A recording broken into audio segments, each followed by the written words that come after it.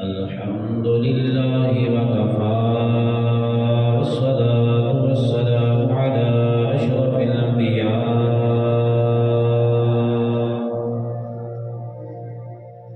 وعلى آله المجتبى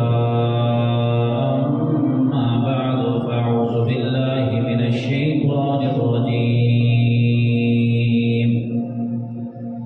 بسم الله الرحمن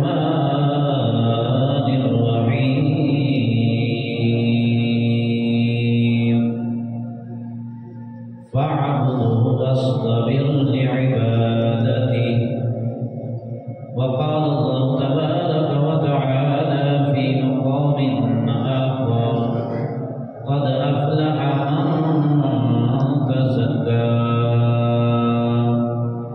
آمنت بالله صدق الله مولانا العظيم إن الله وملائكته يصلون على النبي يا أيها الذين آمنوا صلوا عليه وسلموا تسليما الصلاة والسلام عليك يا سيدي يا رسول الله الصلاة والسلام عليك يا سيدي يا حبيب الله الصلاة والسلام عليك يا سيدي يا نبي الله وعلى آلك وأصحابك يا سيدي يا نور الله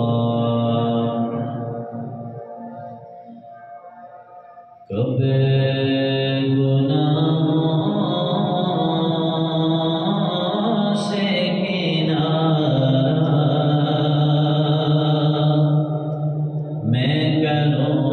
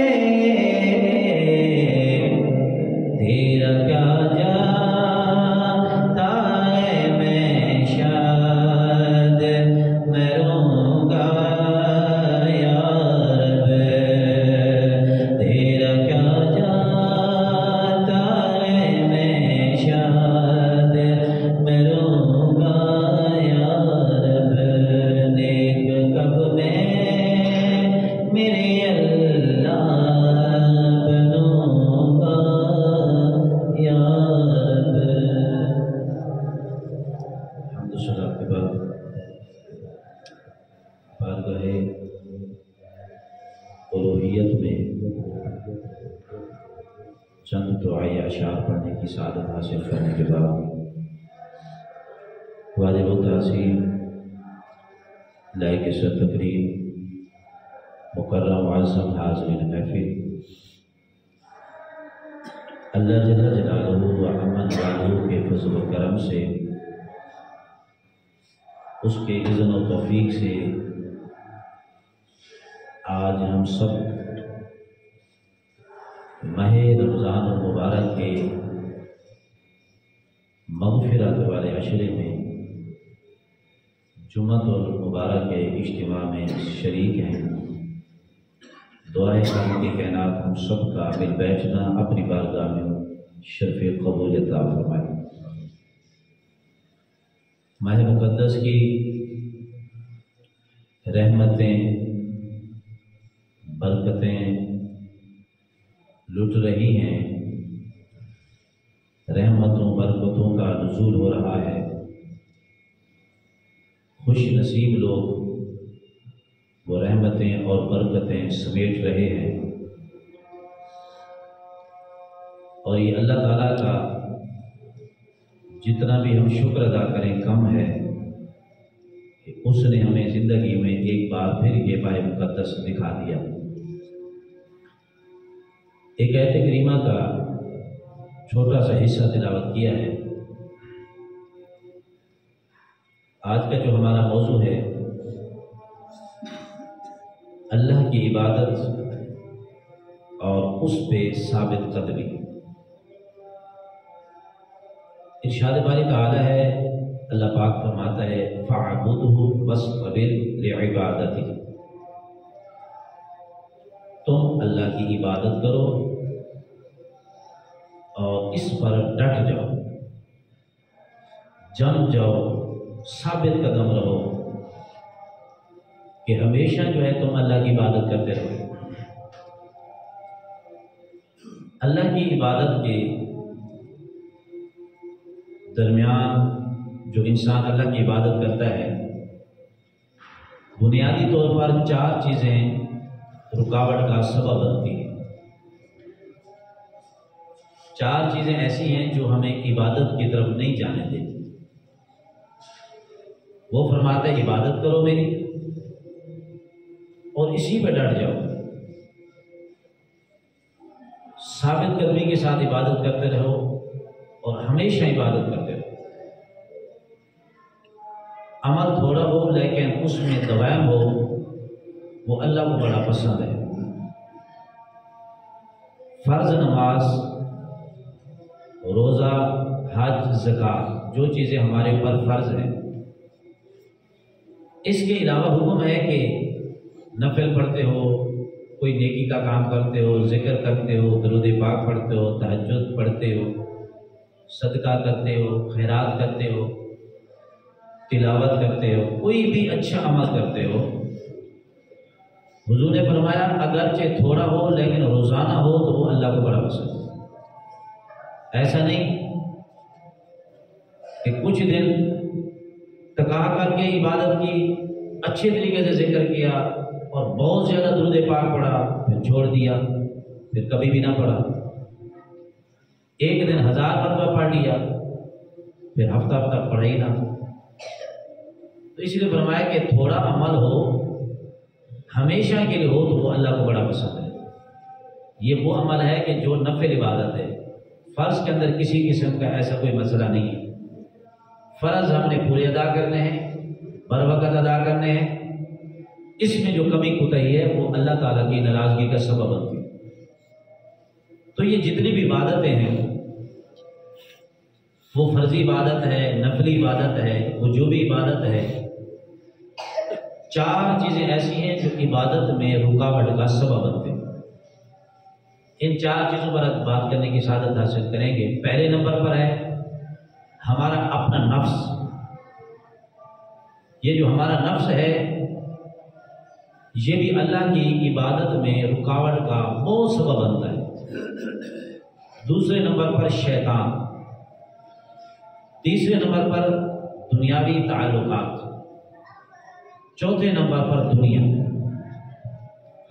نفس، شیطان، دنیاوی تعلقات اور دنیا، یہ جو چار چیزیں ہیں ان کی ہمیشہ کوشش ہوتی ہے کہ اللہ کی عبادت جو انسان کرتا ہے بیچ میں یہ چیزیں رکاوٹ بننے کی بڑی کوشش کرتی ہیں۔ پہلی چیز ہے نفس۔ نفس فرمایا کہ ایک ایسا بے لگام گھوڑا ہے کہ جس پر قابو پا لینا یہ انسان کی کامیابی کی ضمانت ہوتا ہے، یہ کسی کے قابو میں نہیں آتا۔ بے لگام گھوڑا ہے، یعنی بے لگام اس لیے کہا گیا کہ اس کی رسی نہیں ہے۔ جس جانور کی رسی نہ ہو تو اس کو قابو کرنا جس طرح مشکل ہوتا ہے، اسی لیے اس کے ساتھ تشبیہ دے کر کہا گیا کہ یہ بھی ایک ایسا بے لگام گھوڑا ہوتا ہے، اس کو قابو کرنا بھی بڑا مشکل ہوتا ہے۔ جس نے اپنے نفس پہ کنٹرول کر لیا، اپنے نفس کو قابو کر لیا، جس بندے نے اپنے نفس سے پوچھ گچھ کا سلسلہ شروع کر دیا، وہ بندہ کامیاب ہو گیا۔ اس لیے اللہ پاک فرماتا ہے قد افلح من تزکا، وہ بندہ کامیاب ہو گیا جس نے تزکیہ نفس کیا۔ تزکیہ نفس کا مطلب یہ ہوتے ہیں اپنے آپ سے سوال کرنا۔ ہر بندہ اپنے محتاج بندے سے تو سوال کرتا ہے، اپنے ملازم سے سوال کرتا ہے یہ کام تو نے کیوں نہیں کیا، یہ کام کیا، اس میں ایسے کمی کوتاہی رہ گئی، یہ کام صحیح نہیں کیا، اس میں یہ خامی ہے۔ کوئی استاد جو ہوتا ہے وہ شاگرد کے کئی خامیاں اسی طرح نکالتا ہے، کوئی مالک جو ہوتا ہے اپنے ملازم کی اسی طرح کئی خامیاں نکالتا ہے، یہ کام تم صحیح نہیں کرتے، کام چور بن گئے ہو، ہڈرام بن گئے ہو، سستی کرتے ہو، صحیح طریقے سے کام نہیں کرتے، ایمانداری سے کام نہیں کرتے، تنخواہ پوری لیتے ہو، کام صحیح نہیں کرتے۔ جس طرح یہ ہم دوسرے کی پوچھ گچھ کرتے ہیں نا، کیوں آپ اسے تنخواہ دیتے ہیں، آپ اس سے پورا کام لینا چاہتے ہیں اور لینا بھی چاہیے۔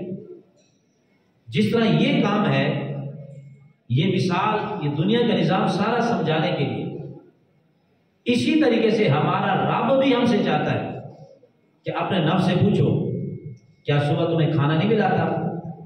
جب کھانا پورا مل رہا ہے، پہننے کے لیے کپڑا پورا مل رہا ہے، رہنے کے لیے گھر، ہر چیز مجھے مل رہی ہے، ہر ضرورت مل رہی ہے، رب ہر چیز ہمیں دے رہا ہے، وافر مقدار میں نعمتیں دے رہا ہے۔ کئی ایسے لوگ بھی ہوتے ہیں کہ جو سینکڑوں سال بھی سوتے رہے تو رزق کھاتے رہے، ان کا ختم نہیں ہوگا، رب نے اتنا کچھ دیا ہوتا ہے۔ فرمایا جب رب اتنی نعمتیں تمہیں دے رہے ہیں تو پھر اپنے نفس سے کیوں نہیں پوچھتے؟ جس طرح اپنے ملازم سے پوچھتے ہو بھی تنخواہ تو پوری دے رہا ہوں، کام کیوں نہیں صحیح کرتے؟ اپنے نفس سے بھی پوچھو کہ رب جب سب کچھ ہمیں دے رہا ہے تو پھر ہم اس کا کام صحیح کیوں نہیں کرتے، اس کی عبادت صحیح کیوں نہیں کرتے، اس کے جو حقوق ہیں وہ صحیح کیوں نہیں ادا کرتے، جو ذمہ داریاں اس نے ہمارے اوپر ڈالی ہیں ہم اس کی پاسداری کیوں نہیں کرتے، اس کو صحیح طریقے سے بر وقت ہم ادا کیوں نہیں کرتے۔ اس لیے فرمایا کہ اس کو تزکیہ نفس کہا گیا، اپنے نفس سے سوال کرنا، اپنے نفس سے پوچھنا۔ صحابہ کرام، بزرگان دین جتنے بھی گزرے ہیں، ہر ایک کی جو زندگی ہے وہ تزکیہ نفس سے بھرپور تھی، ہر ایک کی زندگی۔ اس لیے میرے آقا نے فرمایا انسان کا یہ جو جسم ہے، جسم کے اندر ایک گوشت کا چھوٹا سا لوتھڑا ہے، گوشت کا چھوٹا سا لوتھڑا، جس بندے کا وہ ٹھیک ہو گیا پورا بندہ ٹھیک ہو گیا۔ فرمایا وہ جو لوتھڑا ہے گوشت کا، وہ دل ہے، وہ تمہارا نفس ہے، دل ٹھیک ہو گیا تو انسان پورے کا پورا ٹھیک ہو گیا۔ اس لیے جو ہے فرمایا کہ اللہ کی جو جلوہ گاہ ہے، جہاں اللہ تعالیٰ نظر فرماتا ہے، وہ انسان کا دل ہے۔ دل دیکھتا ہے کہ یہ دل سے کیسا ہے، دل میں کیا ہے، کھوٹ ہے، اچھا ہے، برا ہے، کیسا ہے، اس کے دل میں بغض ہے، حسد ہے، منافقت ہے، محبت ہے، کیا ہے، دنیا ہے، آخرت ہے، کیا چیز ہے۔ فرمایا وہ دل کو دیکھتا ہے، اس کے مطابق فیصلہ کر دیتا ہے۔ حضور نے فرمایا اللہ تمہارے کپڑے نہیں دیکھتا، تمہارا حسب نسب نہیں دیکھتا، تمہاری ظاہری شان و شوکت، تمہارا زیب و زینت یہ نہیں دیکھتا، وہ جب بھی دیکھتا ہے وہ تمہارا دل دیکھتا ہے، اس کے مطابق جو ہے وہ فیصلے فرماتا ہے۔ اس لیے فرمایا حضور نے کہ جس نے اپنا یہ تزکیہ نفس کر لیا، دل کو قابو کر لیا، وہ بندہ کامیاب ہو گیا۔ صحابہ کرام اپنے نفس سے پوچھتے تھے اور اپنے نفس سے سوال کرتے تھے۔ ایک اللہ کے ولی گزرے حضرت اخنف بن قیس، آپ جو ہے رات جب ہو جاتی، پہلے زمانے کے اندر لوگ چراغ جلاتے تھے، چراغ اپنے پاس رکھتے اور اس کے آگ کے اوپر اپنا انگوٹھا ایسے ڈالتے، انگوٹھا ایسے کرتے تو ظاہری بات ہے آگ یہ جسم برداشت نہیں کر سکتا، پھر کھینچ لیتے، درد ہوتی، تکلیف ہوتی۔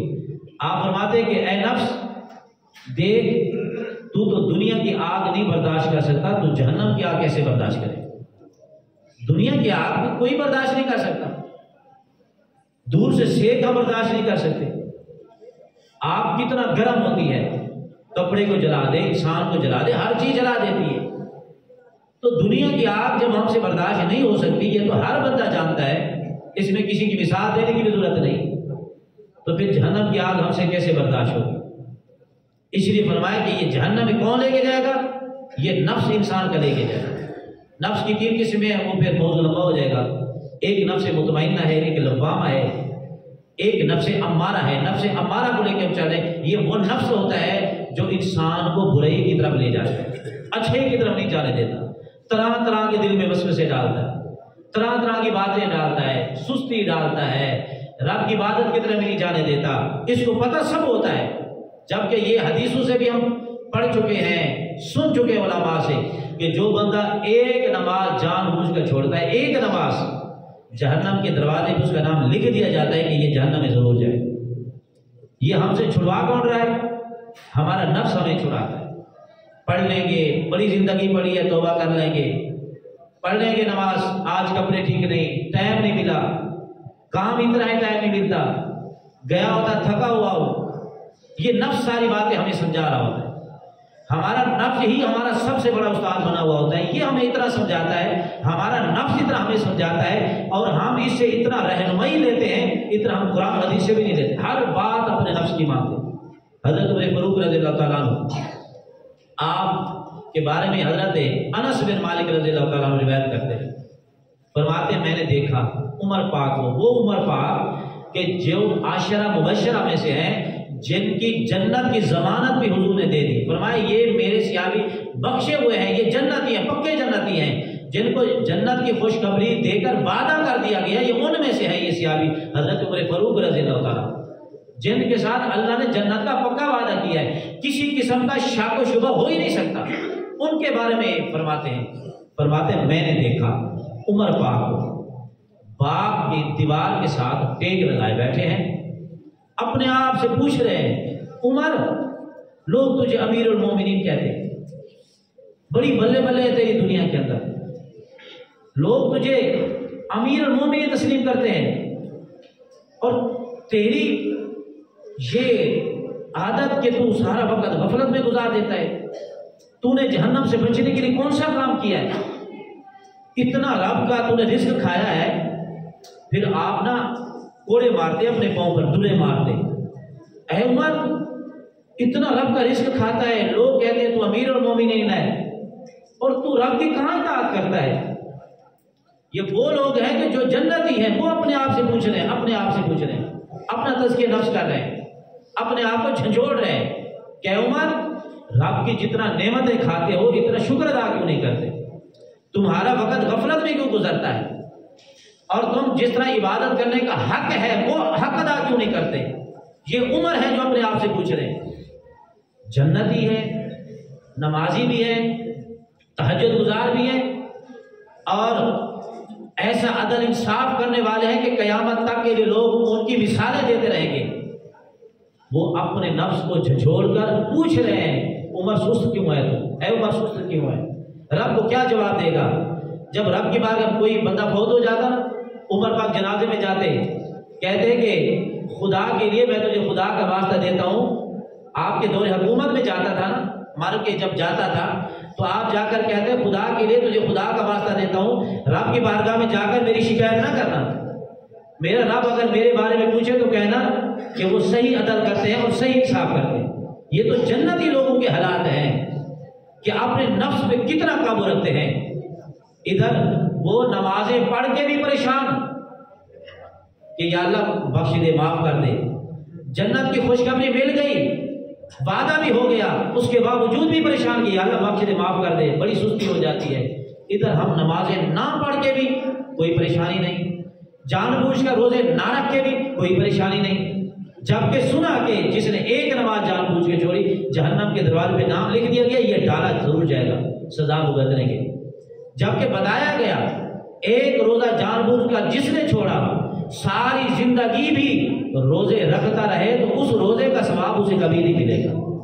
تو ساری زندگی روزے کون رکھے گا؟ جو ایک نہیں رکھ سکتا تو وہ ساری زندگی کیسے رکھے گا؟ جبکہ ہمیں بتایا گیا کہ جو بندہ جس کے اوپر حج فرض ہو گیا، اب اگر حج میں نہیں جاتا، حضور نے فرمایا وہ جب مرے گا یا یہودی ہو کر مرے گا یا نصرانی ہو کر مرے گا، فرمایا ہمیں اس کی کوئی پرواہ ہی نہیں ہے، ہمیں اس کی کوئی فکر نہیں ہے، جس طریقے سے مان جائے جہنم میں چلا جائے۔ لیکن حضور کا یہ فرمان بھی ہم پڑھ چکے ہیں، لیکن جس پہ حج فرض ہو گیا اسے اس بات کی کوئی فکر نہیں ہے۔ جبکہ یہ ساری چیزیں قرآن نے ہمیں بتائی، حدیث نے ہمیں بتائی، لیکن وہ لوگ نیکیاں کر کے بھی پریشان ہوتے تھے کہ یا اللہ تو قبول فرما لے، کہیں ایسا نہ ہو کہ قیامت کے دن جو ہے یہ نیکیاں ہمارے منہ پہ ماری جائیں۔ تو ہم نیکیاں نہ کر کے بھی، نماز نہ پڑھ کے بھی ہم ایسے بے فکر ہیں کہ جیسے ہم سے تو قیامت کے دن پوچھے ہی نہیں جائے گا۔ حضرت عمر فاروق، حضرت عثمان غنی رضی اللہ تعالیٰ عنہ اتنا زارو قطار ہوتے جب قبر کی بات آتی، جہاں سے بھی قبر کی بات سنتے زارو قطار ہوتے۔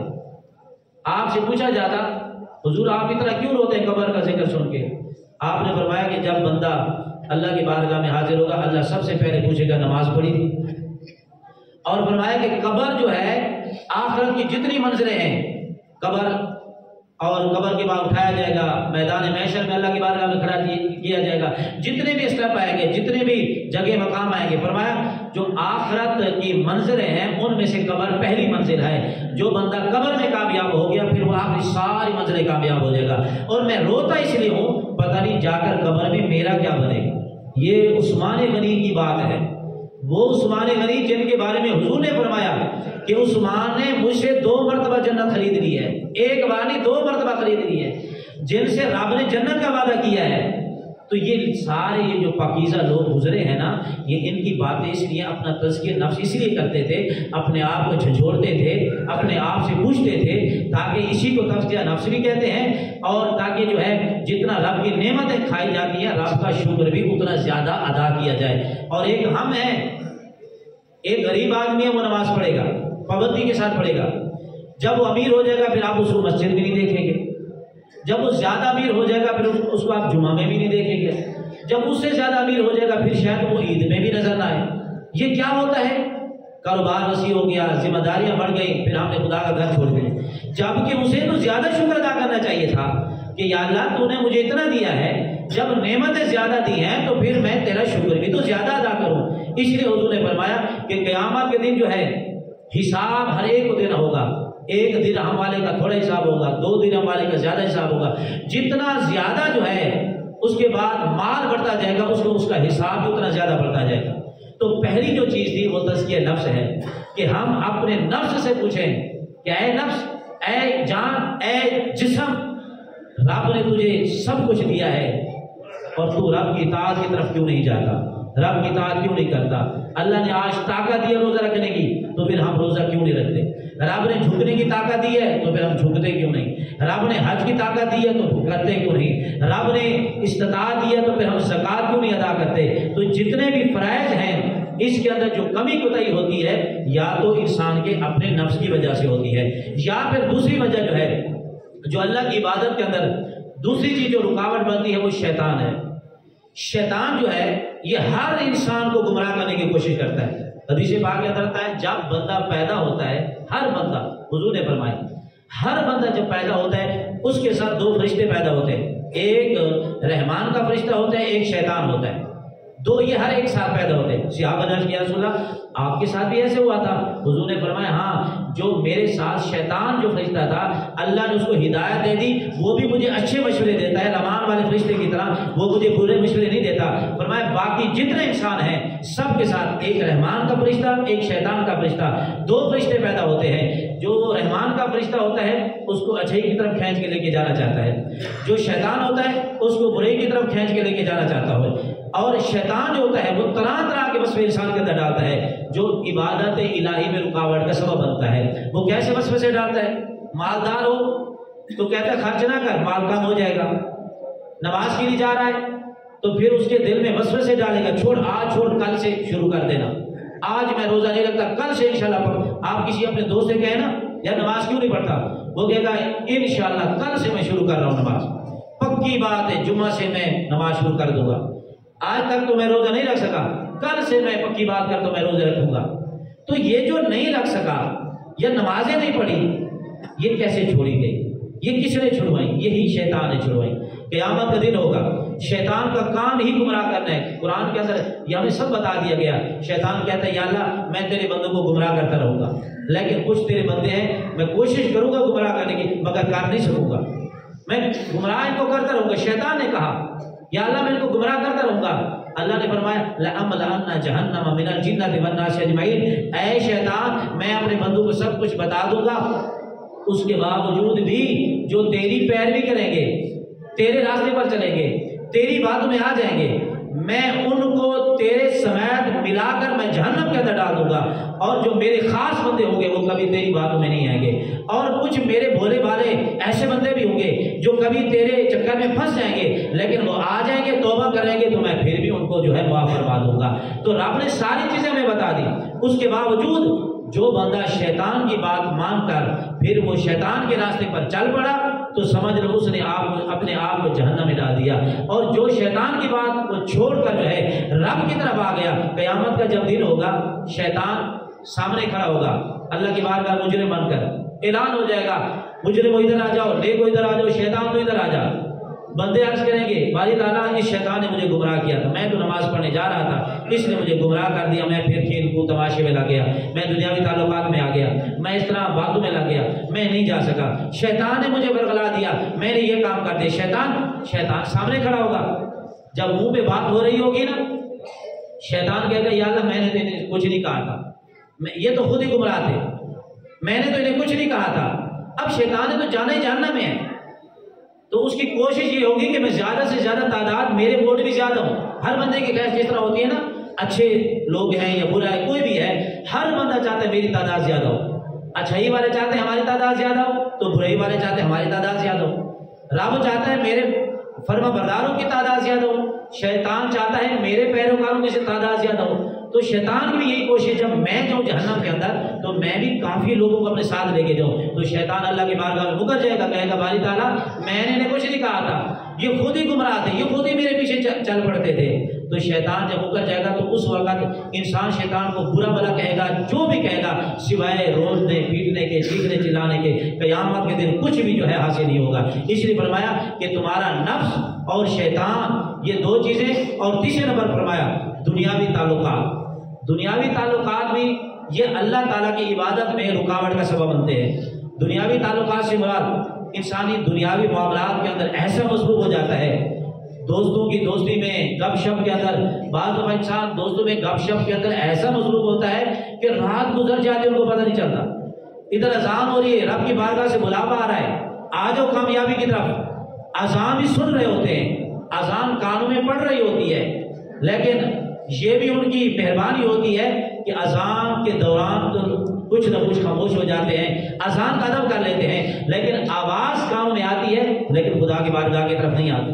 کیوں؟ ایک محفل جم کے بیٹھی ہے، دوست دور دراز سے آئے ہوئے ہیں، وہ ایک تعلق نبھایا جا رہا ہوتا ہے۔ تو یہ دنیاوی تعلقات یہ انسان کو ایسا برباد کر دیتے ہیں۔ وہ تعلقات، ہر تعلقات کی بات نہیں، ہر انسان کے تعلقات ہوتے ہیں، اچھے برے ہر انسان کے ہوتے ہیں، لیکن ایسے تعلقات جو اللہ کی عبادت میں رکاوٹ کا سبب بنتے ہیں وہ تعلقات انسان کے لیے نقصان دہ ہوتے ہیں اور جہنم میں لے جانے کا انسان کا سبب بنتے ہیں۔ تو ایسے تعلقات، جب آپ کا کوئی دوست ہے، آپ کو وہ کھینچ کے لے کے جا رہا ہے، شادی پہ جانا ہے، فنکشن پہ جانا ہے، ادھر جانا ہے، فلاں جگہ پہ جانا ہے، کسی احتجاج میں جانا ہے، دھرنے پہ، کئی جگہوں پہ جانا ہوتا ہے، تو آپ اپنے دوست کو کھینچ کے مسجد میں کیوں نہیں لے کے آتے؟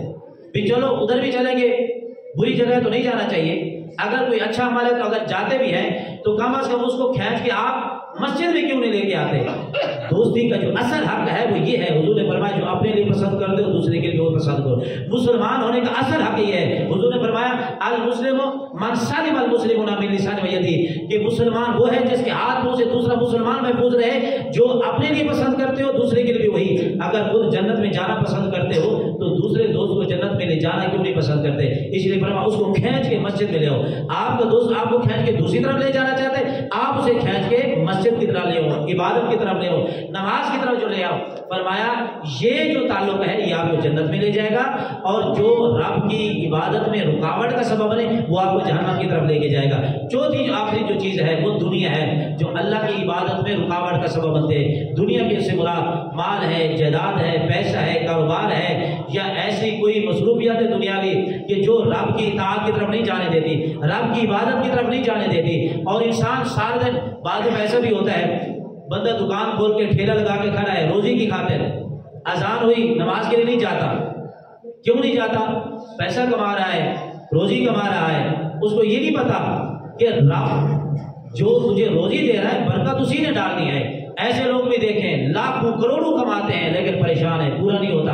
ایسے بھی دیکھے ہیں جو بہت کم کماتے ہیں، بڑی خوشحالی زندگی گزار رہے ہوتے ہیں، اچھی زندگی گزار رہے ہوتے ہیں. وجہ کیا ہے؟ اس کے رزق میں برکت نہیں، اس کے لاکھوں کروڑوں میں رب نے وہ برکت نہیں رکھی جو ایک مزدور کے 500 800 1000 روپے کمانے میں رب نے برکت رکھی ہوتی ہے. تو یہ ساری جو چیز ہوتی ہے یہ نماز کی وجہ سے ہوتی ہے، رب کو راضی کرنے کی وجہ سے ہوتی ہے. اس لیے یہ ایسا پیسہ، دولت، ایسا عہدہ، ایسا کاروبار جو رب کی عبادت میں رکاوٹ کا سبب بنے، سمجھ لو وہ وبال ہے، وہ مصیبت ہے، وہ دنیا میں بھی پریشانی ہے، وہ آخرت میں بھی پریشانی ہے. مال جتنا زیادہ کیوں نہ ہو، کاروبار کتنا ہی بڑا وسیع کیوں نہ ہو، اگر رب کی عبادت میں رکاوٹ کا سبب نہیں بنتا تو سمجھ لو وہ رحمت بھی ہے، رب کی طرف سے مہربانی بھی ہے، اس کا فضل بھی ہے، اس کا کرم بھی ہے، اور اللہ کی رضا ہونے کی یہ دلیل بھی ہے. اس لیے یہ چار چیزیں ایسی ہیں کہ ایک ہمارا نفس، شیطان، دنیاوی تعلقات اور دنیا، یہ چار چیزیں یہ انسان کو اللہ کی عبادت کی طرف نہیں جانے دیتی.